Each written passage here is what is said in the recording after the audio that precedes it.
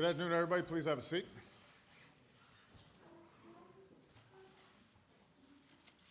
Before I begin, I want to say that our thoughts and our prayers are with our friends in Europe, especially the people of Germany and Spain following a terrible airplane crash in France. It's particularly heartbreaking because it apparently includes the loss of so many children, some of them infants.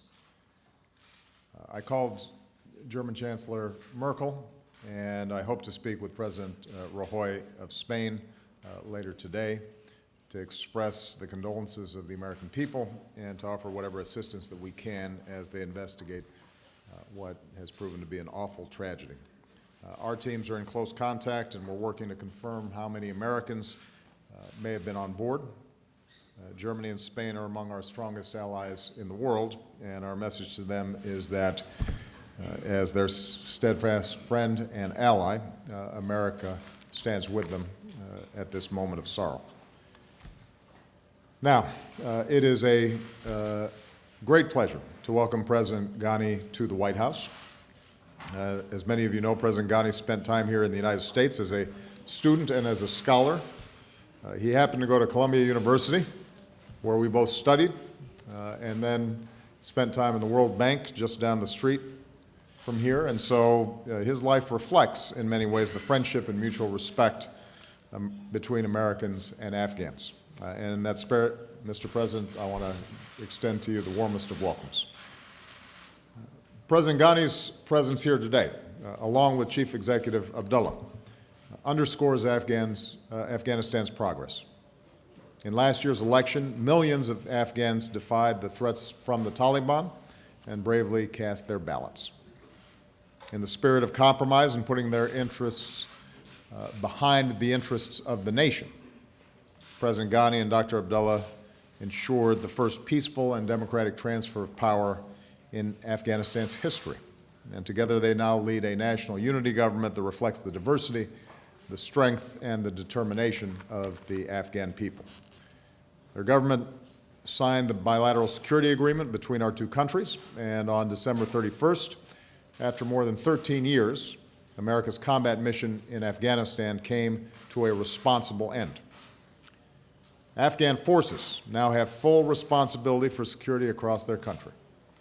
Some 330,000 Afghans serve in the police and security forces, and they are making extraordinary sacrifices, fighting and often dying for their country, and they continue to grow stronger month by month.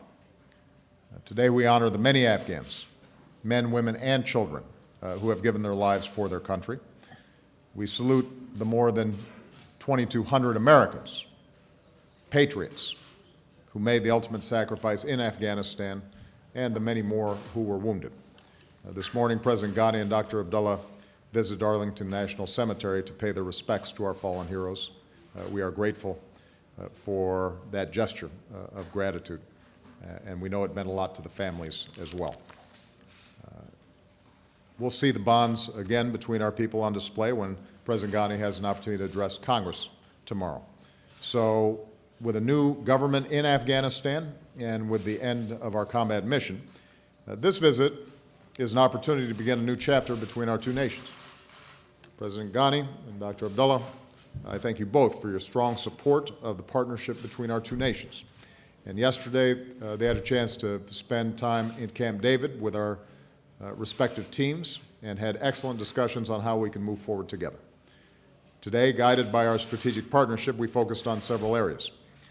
First, we agreed to continue to keep in place our close security cooperation.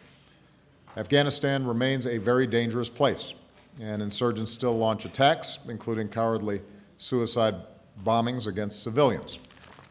President Ghani is pursuing reforms to further strengthen Afghan security forces, including respect for human rights. And as part of the ongoing NATO mission, the United States will continue to train, advise, and assist Afghan security forces. As we announced yesterday, we'll work with Congress on funding to sustain 352,000 Afghan police and troops through 2017. At the same time, we'll continue to conduct targeted counterterrorism operations, and we agreed to maintain a dialogue on our counterterrorism partnership in the years ahead. Now, at our peak 4 years ago, the United States had more than 100,000 troops in Afghanistan. In support of today's narrow missions, we have just under 10,000 troops there. Last year, I announced a timeline for drawing down our forces further, and I made it clear that we're determined to preserve the gains our troops have won. President Ghani has requested some flexibility on our drawdown timelines. I've consulted with General Campbell in Afghanistan and my national security team, and I've decided that we will maintain our current posture of 9,800 troops through the end of this year. The specific trajectory of the 2016 drawdown will be established later this year to enable our final consolidation to a Kabul-based embassy presence by the end of 2016.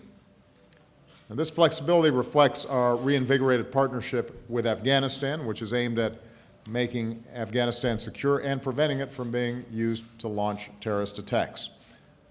Reconciliation and a political settlement remain the surest way to achieve the full drawdown of U.S. and foreign troops from Afghanistan in a way that safeguards international interests and peace in Afghanistan, as well as U.S. national security interests. Second, and since the best way to ensure Afghanistan's progress is a political settlement, we're going to continue to support an Afghan-led reconciliation process. President Ghani, you've shown bold leadership in reaching out to Pakistan, which is critical to the pursuit of peace. Afghanistan and the United States agree on what the Taliban must do, which is break with al-Qaeda, renounce violence, and abide by Afghan laws, including the protections for women and minorities. Third, we'll continue to support the National Unity Government in its efforts to truly serve the Afghan people. We discussed the urgent need, with Parliament's support, to seat a full cabinet. President Ghani, in your inaugural address, you spoke forcefully about the need to combat corruption, uphold rule of law, and strengthen democratic institutions, and the United States very much commends you for those efforts. And you moved many Afghans with your eloquent tribute to your wife and partner, First Lady Rula Ghani. America will continue to be your partner in advancing the rights and dignity of all Afghans, including women and girls. And finally, we'll continue to support the development that underpins stability and improves the lives of the Afghan people. Over the years, there have been major gains, dramatic improvements in public health, life expectancy, literacy, including for millions of girls who are in school. President Ghani is a leading expert on development, and I've been impressed by the reforms that he's pursuing to make Afghanistan more self-reliant. He wants to empower Afghans in these efforts, and that's why under the new development partnership that we announced yesterday, U.S. economic assistance will increasingly go through Afghan institutions in support of Afghan priorities, with an emphasis on accountability, performance, and achieving results. In closing, I'd note that, as many of you know, President Ghani is by training an anthropologist, as was my mother. It's been said that the purpose of anthropology is to make the world safe for human differences. Afghanistan and our world is marked by incredible diversity and differences of history and culture and faiths. But I believe that the progress that we've made in this visit will help to advance the goal for which so many of your citizens, Mr. President, have sacrificed over the years, the goal of making our two countries and the world safer. President Ghani, Chief Executive Abdullah, thank you both for your leadership and your partnership. America's combat mission in Afghanistan may be over, but our commitment to the Afghanistan people, that will endure. President Ghani. Bismillahirrahmanirrahim. President Obama, first of all, I'd like to express the deep sympathies of the government and the people of Afghanistan to German and Spanish families and governments. Both of these countries took part in the ISAF coalition. They have had major commitments and they've sacrificed in Afghanistan. I'd like to take this opportunity to pay tribute to those common sacrifices and simultaneously take the opportunity to pay tribute to the 2,215 American servicemen and women who paid the ultimate sacrifice, more than 22,000 American soldiers who've been wounded in action, civilians, numerous contractors, and others.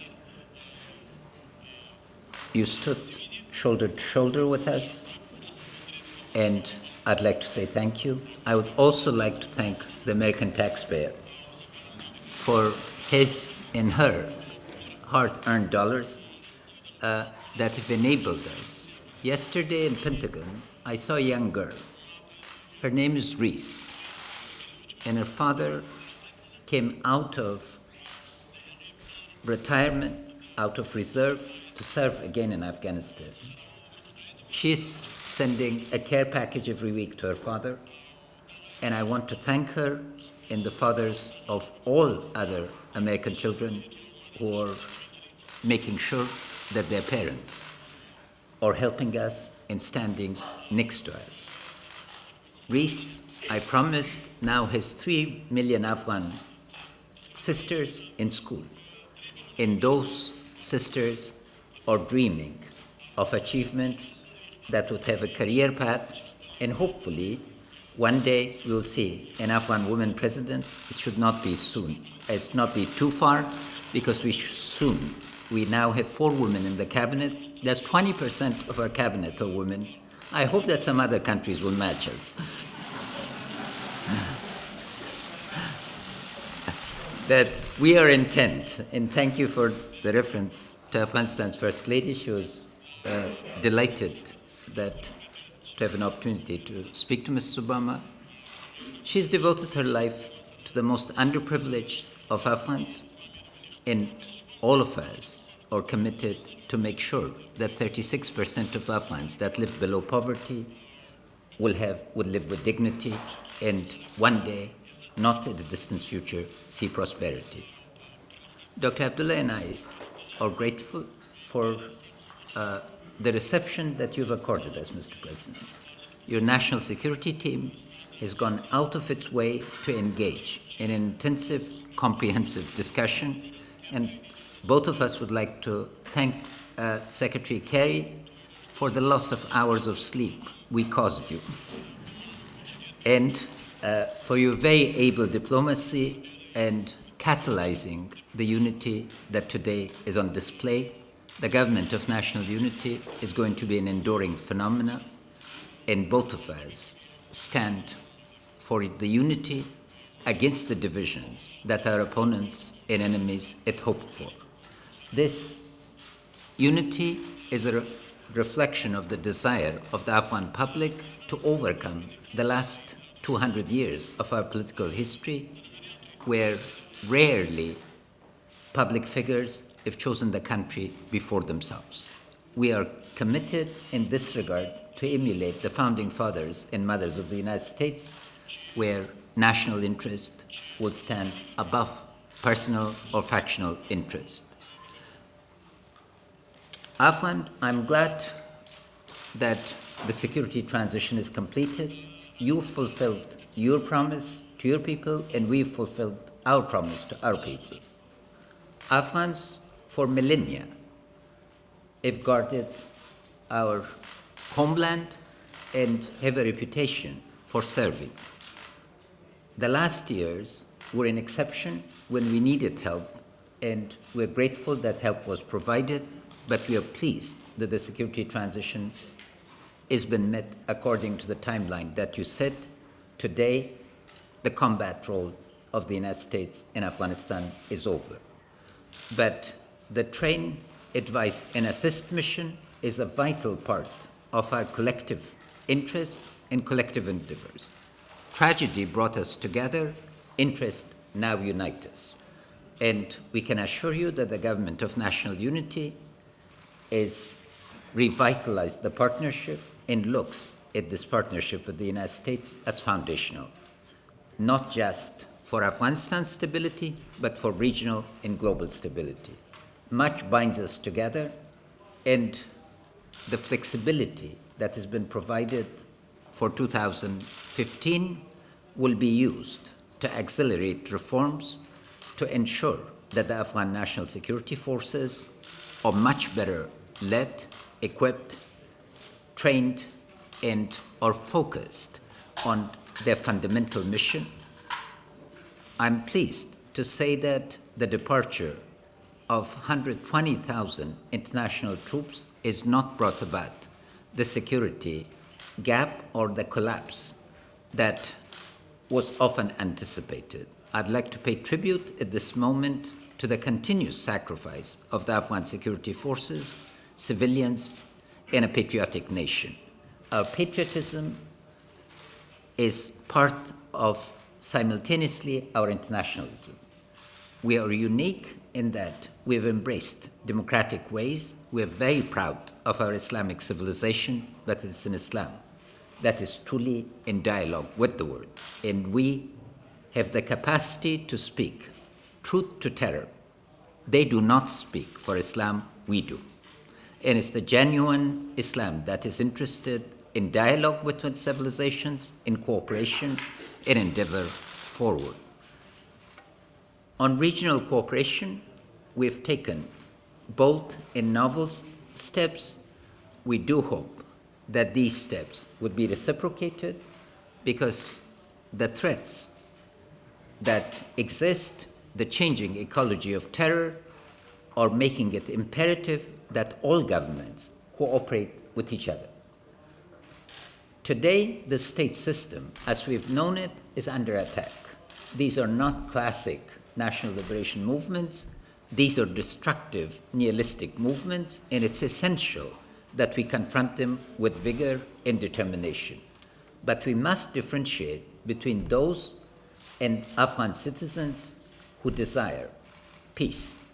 Any political difference, anything that divides us must be resolved politically. And we've shown the wisdom and determination that we can arrive at unity of purpose. So our commitment to peace is clear. What we require is reciprocity so that Afghan patriots will choose the country over themselves and unite in resolving whatever might be that divides us.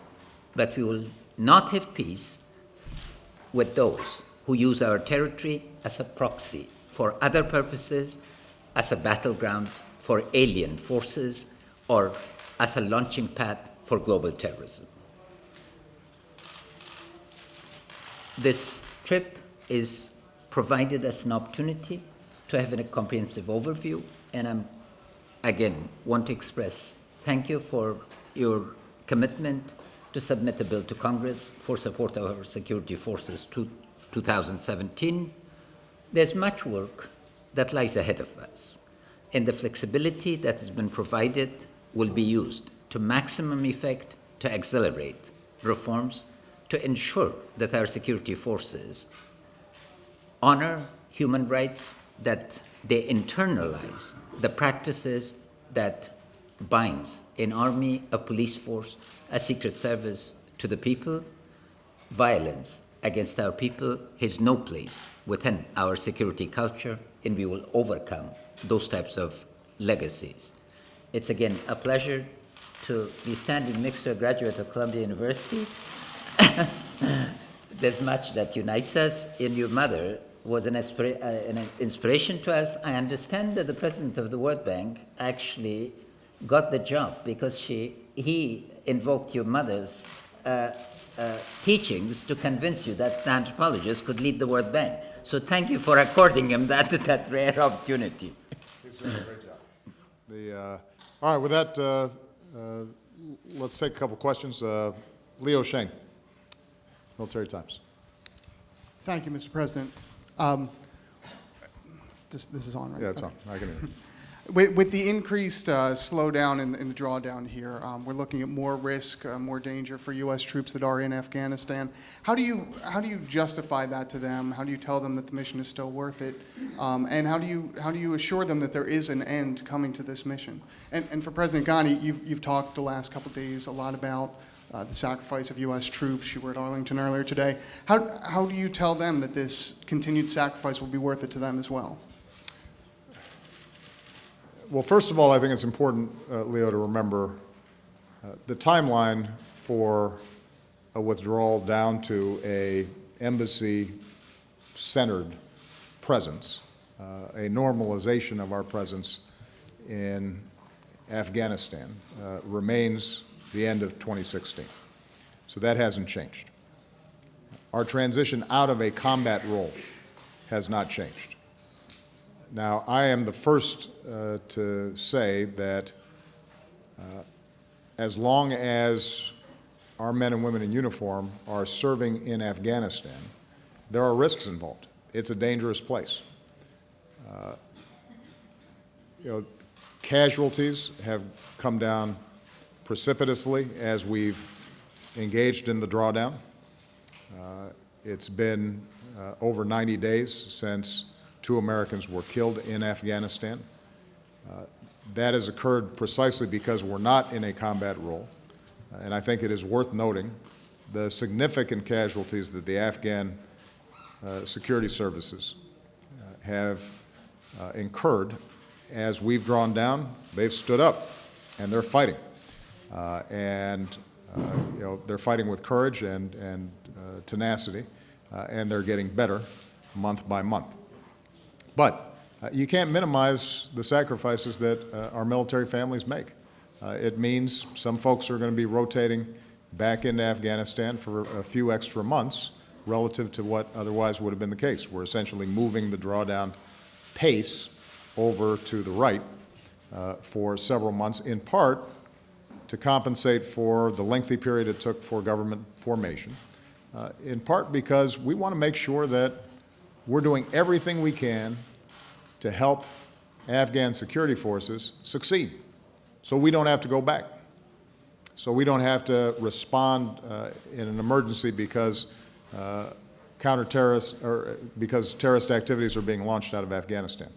We're on the path to do that, and it was my assessment as Commander-in-Chief that it made sense for us to provide a few extra months for us to be able to help on things like logistics, making sure that equipment is not just in place, but it's also used properly, that the training and advising and strategic input that's been provided continues through this fighting season, in part so that President Karzai, who has taken on the mantle of Commander-in-Chief in a way that we have not seen in the past from an Afghan president, can do a serious review and can assess, here's where our strengths are, here's where our weaknesses are, and we can proceed with more effective joint planning going forward. So, the bottom line is our men and women in uniform make enormous sacrifices. Their families do too. They serve alongside them. This will mean that there are going to be some of our folks who are in Afghanistan under the new schedule who would have been home. But it is important to keep in perspective, first of all, that we've gone down from 100,000 down to under 10,000, that they are not on the front lines because they're not in a combat role. We are doing all that we can do to make sure that force protection is a priority for those who are in Afghanistan. And the date for us to have completed our drawdown will not change. But it is my judgment, it's the judgment of General Campbell and others who are on the ground, that providing this additional time frame during this fighting season for us to be able to help the Afghan security forces succeed is well worth it. In that sense, once again, we are asking our men and women in uniform to fight on behalf of our freedom and on behalf of a more orderly world. It does perhaps raise one thought, which is right now there's a debate going up on Capitol Hill about budgets.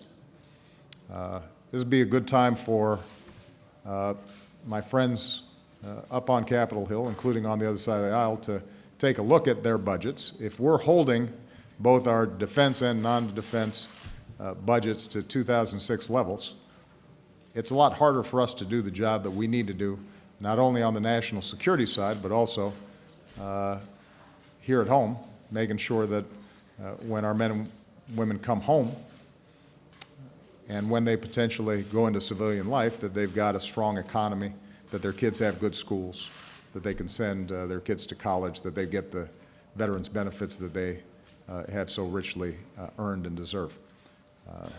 You know, that would be a good way for us to express the thanks for the sacrifices they consistently make. I met yesterday the widow of General Green. She would like the memory of her husband to be preserved by a sustainable Afghanistan that is secure. The 2,215 Americans that have died must not die in vain. They must leave behind a legacy of a stable Afghanistan, and it's that preservation of those gains that I think inspires the American servicemen and women to obey the call of their commanders, the order of their commanders. Second, we have taken them out of the harm's way. As the President mentioned, for the past 100 days, because the combat role is ended, the exposure, the number of casualties is really down. There isn't, my most horrible reading of the day is my first and middle of the day and end of the day security reports, where I see the casualties of the Afghan figures. But thank God, they're no longer American or European casualties. General Campbell is making sure that they remain in support role, the train, advise, assist role, his risks, but they're nowhere comparable to combat role. An end of that combat role is very significant to this. And again, the institutional gains that would be achieved through the train, advise, and assist role is what will guarantee that the investments of the last 14 years pay off in terms of gains that would ensure. Last point, Afghanistan is the front line. Because of American engagement in Afghanistan, there have not been attacks on mainland United States. But let's not forget that fortresses cannot be built around countries or continents. We are living in an interconnected world, and our security is joined together.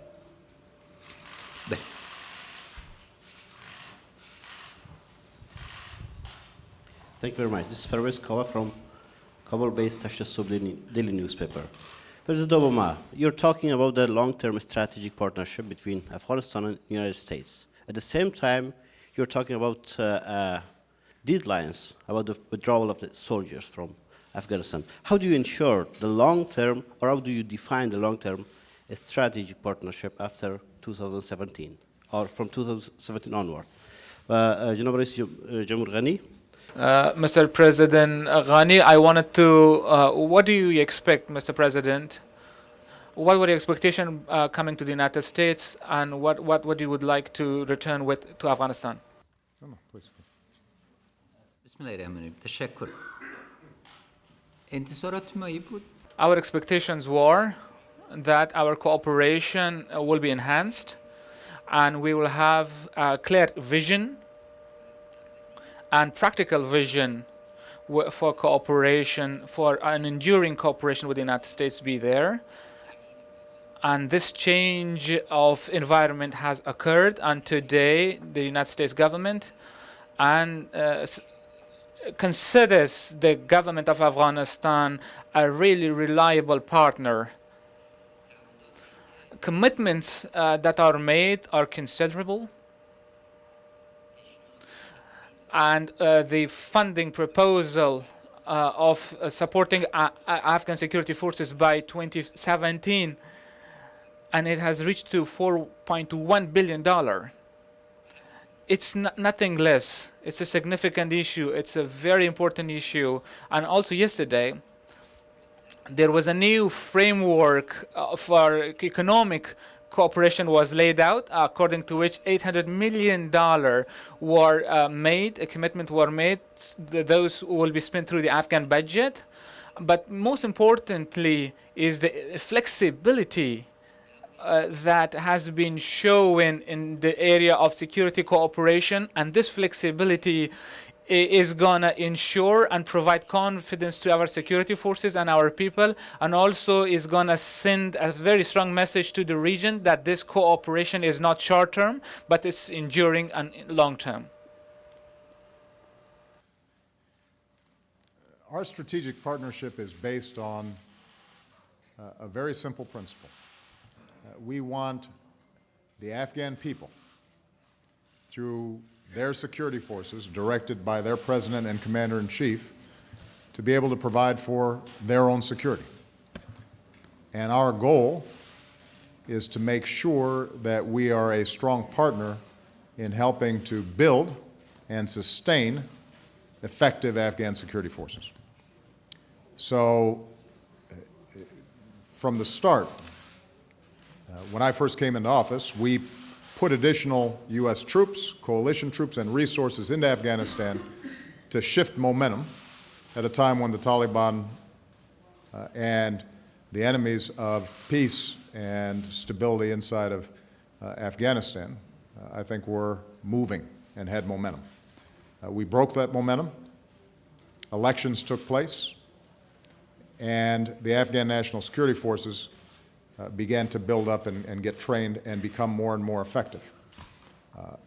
And because of a successful election and a national unity government and the leadership of President Ghani and Dr. Abdullah, we are now in a position where the Afghan security forces are not only more effective, but they're also better directed by the civilian government. We've been able to draw down and remove ourselves from a combat role, as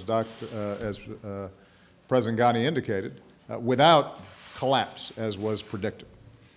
And Afghan soldiers have fought, and they fought well.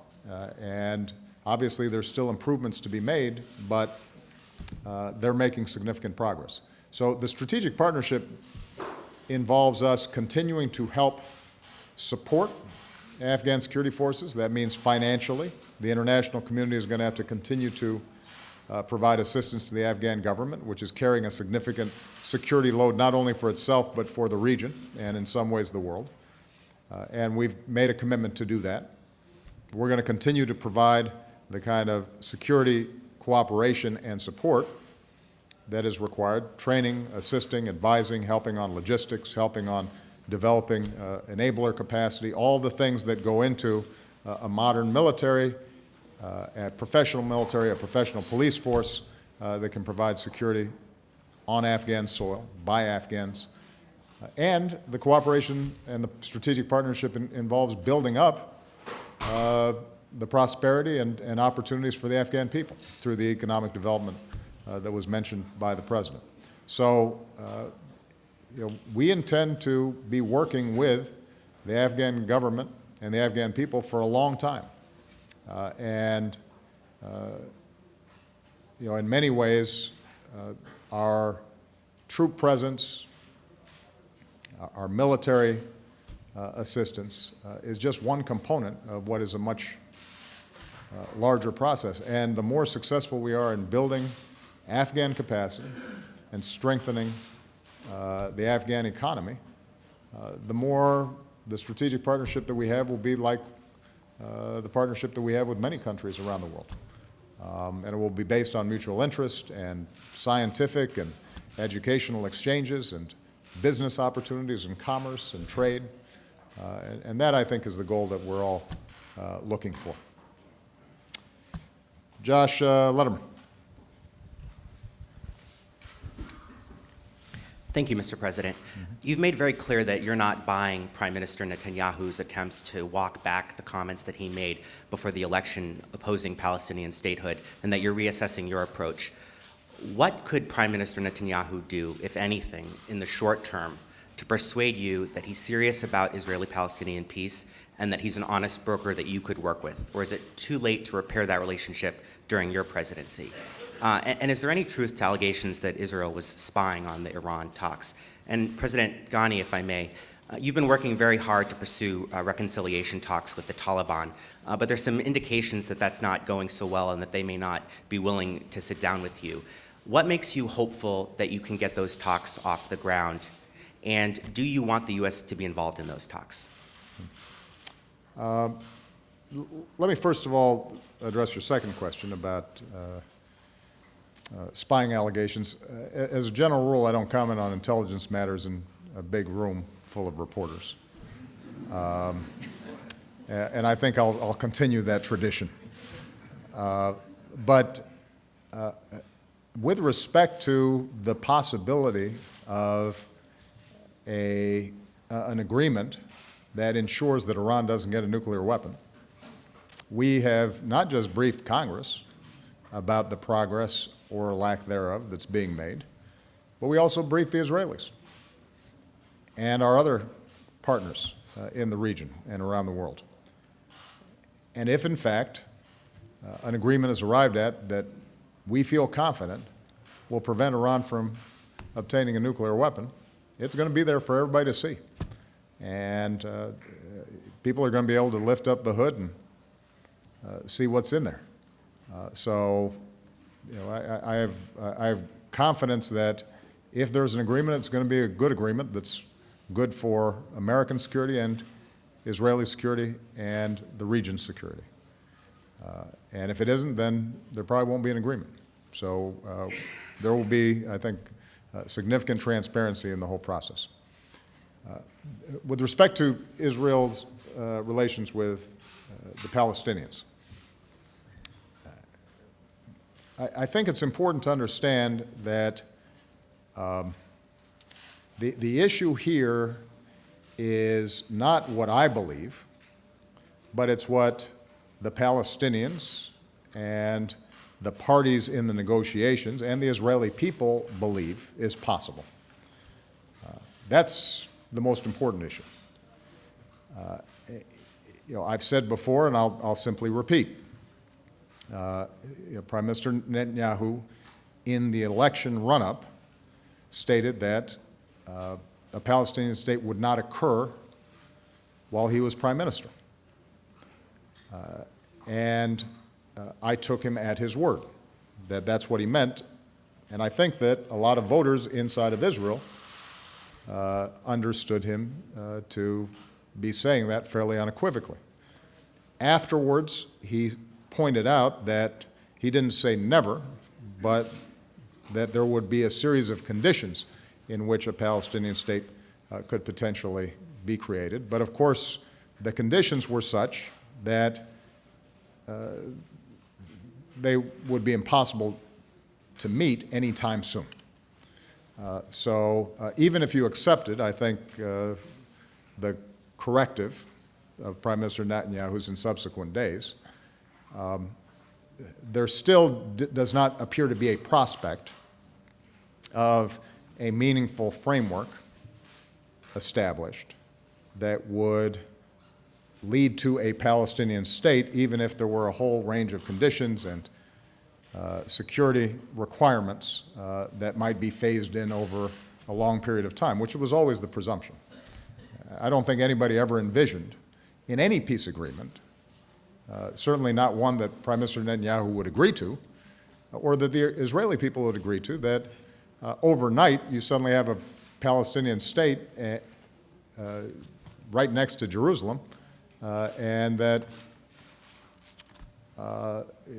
Israel would not have a whole range of security conditions that had to be met, and that it would be phased in over a long period of time. So the issue has never been, do you create a Palestinian state overnight? The question is, do you create a process and a framework that gives the Palestinians hope, the possibility that down the road they have a secure state of their own, standing side by side with a secure, fully recognized Jewish state of Israel.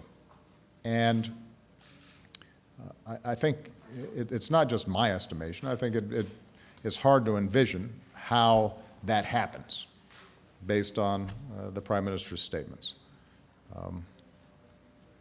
And so when I said that we have to now do an evaluation of where we are, it's not in reference to our commitment to Israel's military edge in the region, Israel's security, our intelligence cooperation, our military cooperation. That continues unabated. And I will continue to do whatever I need to do to make sure that our friends in Israel are safe. That's what I've done since I've been president. And that's not going to stop. And so the Israeli people need to know that. But I am required to evaluate honestly how we manage Israeli-Palestinian relations over the next several years. Because up until this point, the premise has been, both under Republican and Democratic administrations, that as difficult as it was, as challenging as it was, the possibility of two states living side by side in peace and security could marginalize more extreme elements, bring together folks at the center and with some common sense, and we could resolve what has been a vexing issue and one that is ultimately a threat to Israel as well. And that possibility seems very dim.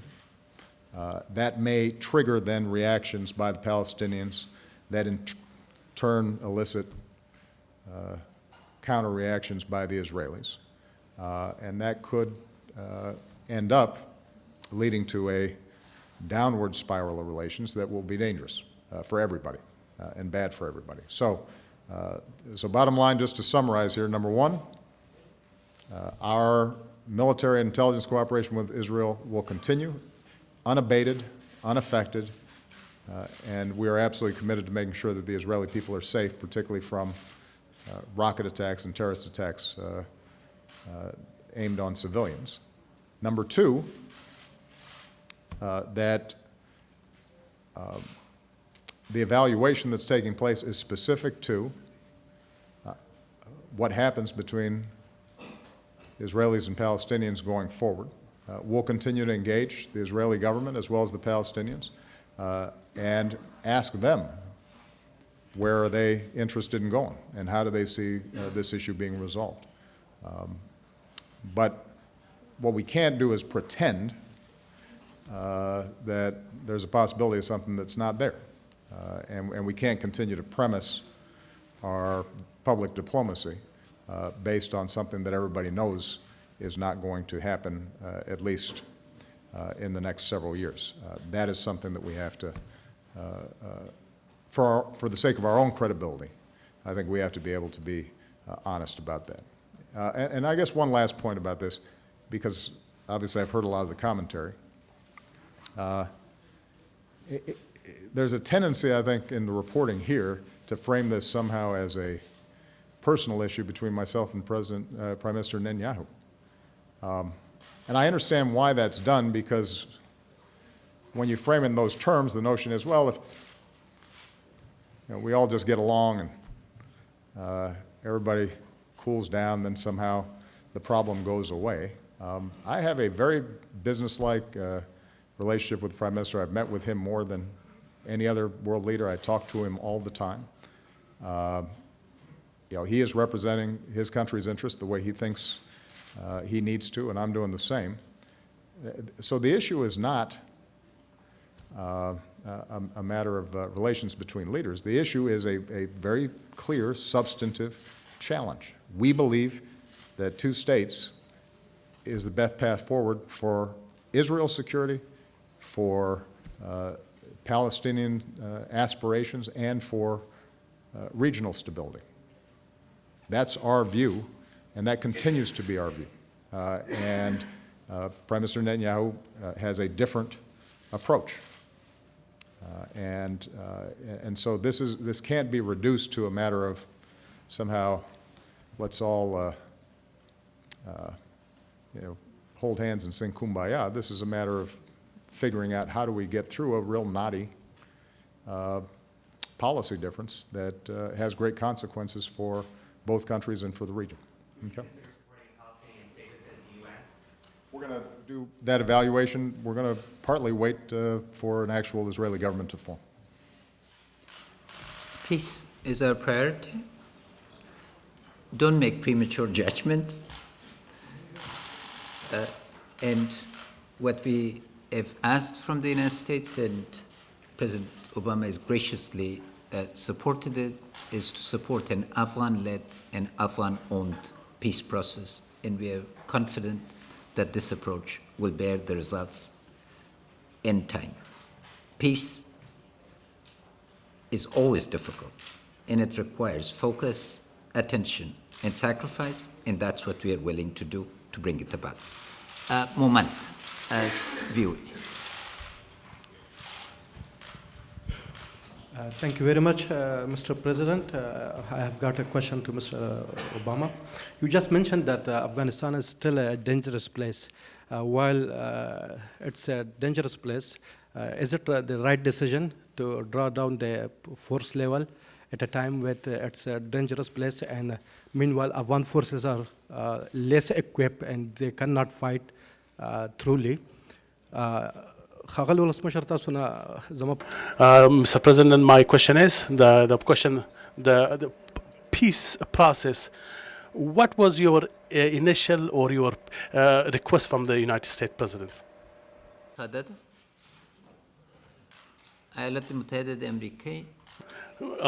United States has agreed to with us that the peace process will be led by Afghans, and Afghans will be will continue this process, and it will be led by Afghans, and this is obvious for us, and we are thankful for their support. Afghanistan is still a dangerous place. The way it's going to become less dangerous is by Afghan security forces and Afghan police being capable of keeping law and order and security in the country. And that is not going to happen if foreign forces are continually relied upon for the basic security of Afghanistan. So there are going to be specialized areas where we can cooperate, dealing with some of the most vicious terrorist networks. There's going to be intelligence cooperation and counterterrorism cooperation. And there are going to be specialized areas where we can provide logistical support and training and enabling support. But the fact is that unless Afghan soldiers and Afghan police are able to maintain security, at some point, someday, the United States and other coalition forces would leave. And the good news is, what we've seen as we've removed ourselves from combat roles is that the Afghan security forces have stepped up. And although they're certainly not as well equipped as coalition forces, they're better equipped than the Taliban. They're better equipped than the Haqqani network. And so with the kind of leadership that President Ghani is showing as a commander-in-chief, with the leadership that's being shown by a growing cadre of military officers up and down the military chain, Afghan forces are proving themselves and discovering that, in fact, when they fight, they can be successful. And we want to stand with them in that process because we are very much invested in your success. So, Mr. President, thank you for an outstanding visit. Mr. President. Thank you. Thank you. And thank you, President.